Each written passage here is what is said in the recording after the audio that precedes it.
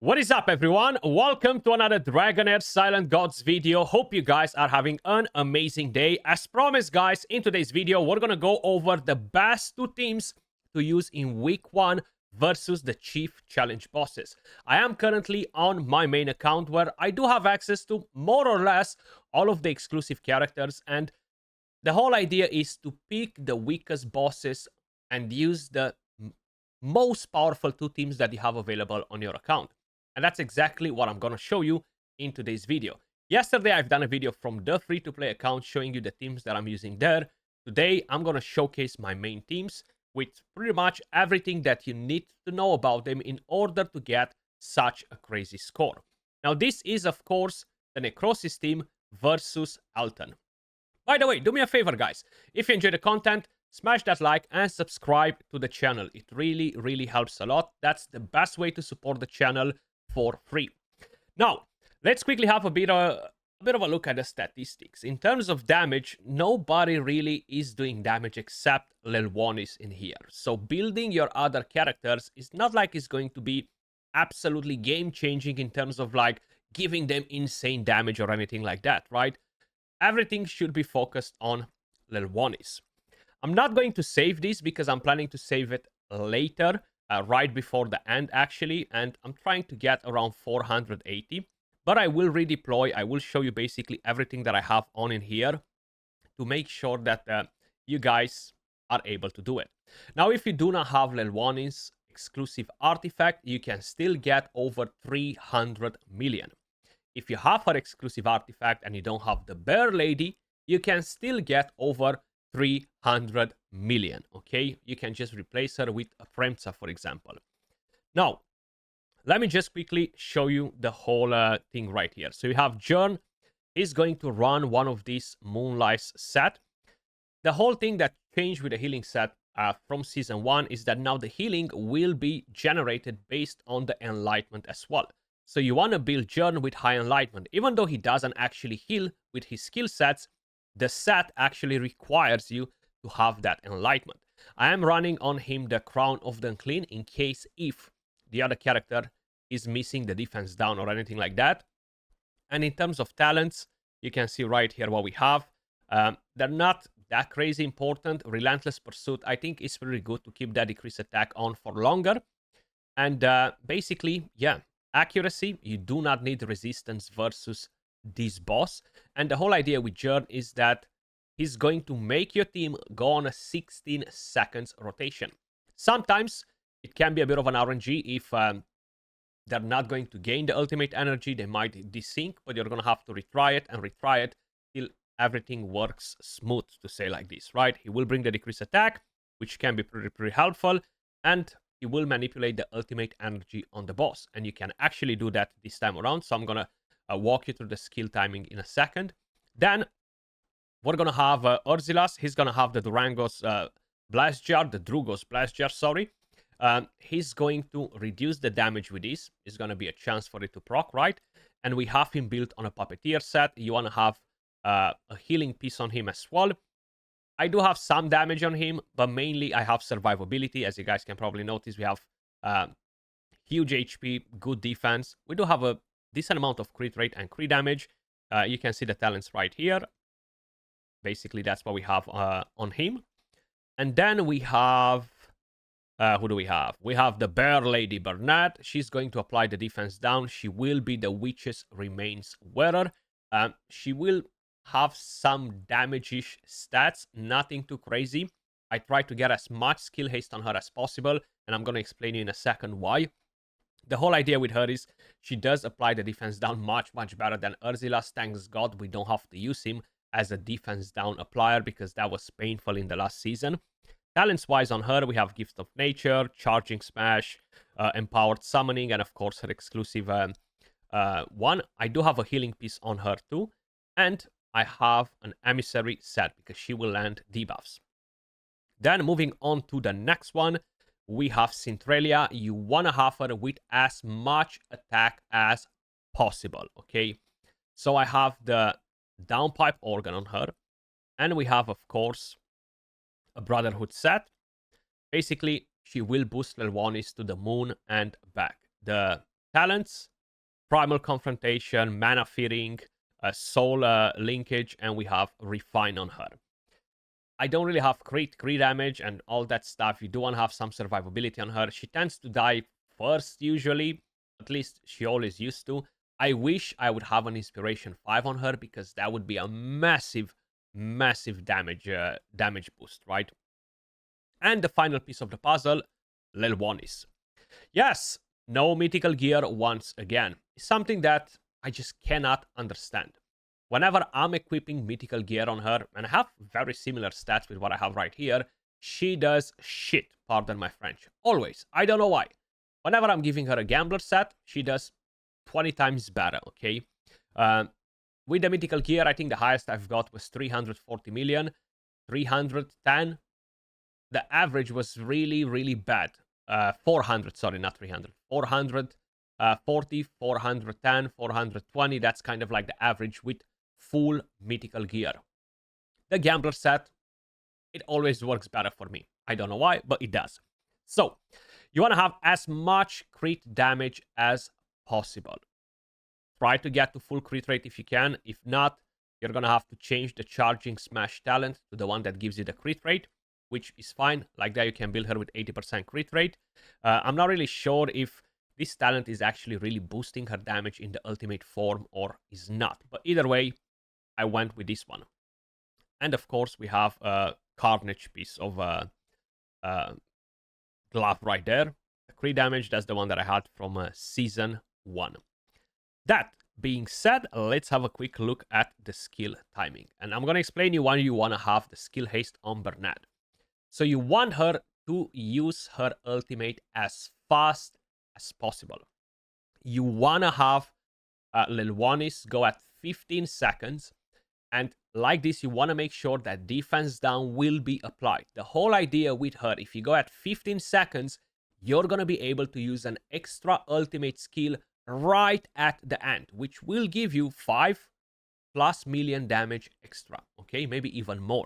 So it's very, very important to have enough skill haste on your characters, especially on Bernard, to apply that defense down so Lelwonis can actually go in at 15 seconds rather than 15.5 or 16. Then, of course, this is the skill timing on the rest. You have 14 seconds on Jern, 19.5. Keep in mind, he will drop 25% of their ultimate energy. 25% out of 6 seconds, because the boss has 3 skills, is 1.5. So you're going to add 1.5 right here instead of 19. You're going to go, instead of 18, you go with 19.5. Then, because of the passive, all of the characters will gain ultimate energy. So instead of running them at 18 seconds, which you would do with a Puppeteer set, you're going to run them at 16 seconds, okay? That's basically the whole secret in here. Positioning, you want to have everybody around Jern. That's more or less pretty damn important too. And you've seen the damage. The whole idea is I could show you a run. I am running the Tidal Surge. Without this, I am not able to survive, unfortunately. If we go into a run, basically that's how everything is going to play out. I do not adjust anything manually because Centralia will still be spot on to buff my Lelwonis. So, yeah, basically we don't really have to do much. They're going to get the job done from here. As I was saying, if Jern fails by any chance to give that ultimate energy to everybody, we might be in a bit of a pickle because they will desync, okay? And I would just basically restart the run. Now, the team does have quite a bit of an RNG. Of course, I do not have full crit rate. Then the Gambler set. The Gambler set, for whoever is not familiar, what it does, whenever the wearer attacks, triggers a critical hit, has a 35% chance of dealing additional damage. So you want to have that 35% chance proc as often as possible. We're going to do a quick combat simulation.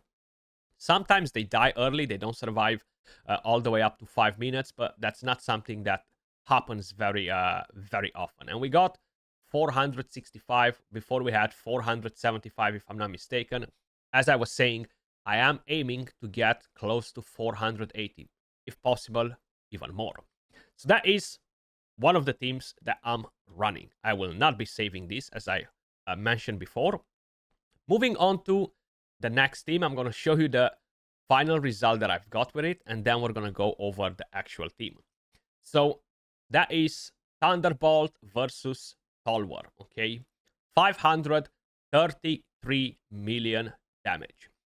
I'm very curious if anyone on this server can beat the damage with a Perkunte that does not have any inspirations. I could have improved the gear on him, but unfortunately I had no more tempering materials to get more attack. That would have been pretty damn good. So there is room for improvement, right? And these were his stats. Pretty damn good stats. Very good enlightenment, right? Shame that this is not an S plus piece, because that would give me even more enlightenment, potentially roll into some attack as well. This rolled really bad with crit rate and accuracy. Imagine if it was a quad attack, it would have been absolutely nasty. But that's the score that I've got. I saved this because this was my personal best. Was averaging at around 520 plus million. 533, you know what? I'll take it. Now, let me just quickly walk you through the team and their positioning. I won't be able to load that team again because I saved it, unless I'm going into a dungeon or something like that. So we're going to go into the dungeon right here, and I'm going to show you exactly how I had them positioned. And I'm going to quickly load them in here. Let's see. Tolwar, Thunder. This is the team. These are the artifacts, their builds. And we had them positioned like this. So we had Ogok right there in the middle. Then we had him right here. We had him right there. And we had Nissa right here, okay? If you position Nissa towards the back, don't ask me why, she tends to apply the defense down better. It shouldn't really make any sense, but it does, okay? It might be something that I'm missing with the mushrooms that the boss is spawning, right? Tolwar. Then, talking about builds, you want to have Ogok with as much resistance as possible. Unfortunately, that's kind of like my cap right here, because you're going to have this talent, Stand United, which will share the resistance with the rest of the team. Then we have the Solar King's Horn. You want to have accuracy on him for the Emissary. Whenever he's going to put a decreased attack, we are going to get our damage boosted. And he's going to do that with a battle skill very, very often. Then, moving on to the next one, we're going to have Haldi, which is the rare character. Extremely, extremely important. I've got a massive damage boost from getting the final talents on a couple of characters. I'm talking about huge damage. I'm talking about tens of millions. Having the Bolt Flash is very, very useful. We are running the Titan Rib on him. As you guys can probably notice, we have 350 resistance to make sure he's gonna resist. I do have this mythical piece of gear on him, which will enable the other ones to deal derivative damage. And we have a Puppeteer set. Then, moving on to Nissa, she has one of these pieces as well, because the other ones won't have any. You don't have to equip this piece on every damage dealer. When the wearer deals derivative damage, marks the target to increase their derivative damage taken from everyone, not just from the wearer, okay? So you do not need multiple characters with this.